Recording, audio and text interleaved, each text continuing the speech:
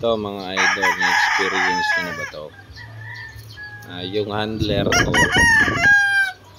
nag-push tayo sa kalaban kasi yung ano ko hindi niya alam na ilalaban pala.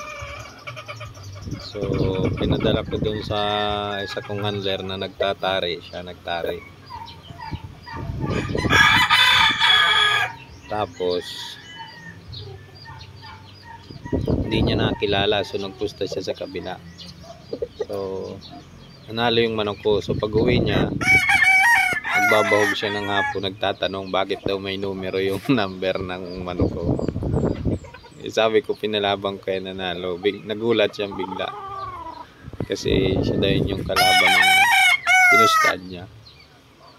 So natalo siya. So na-experience niyo ba yan? Isang nakakatawang pangyayari ang idol.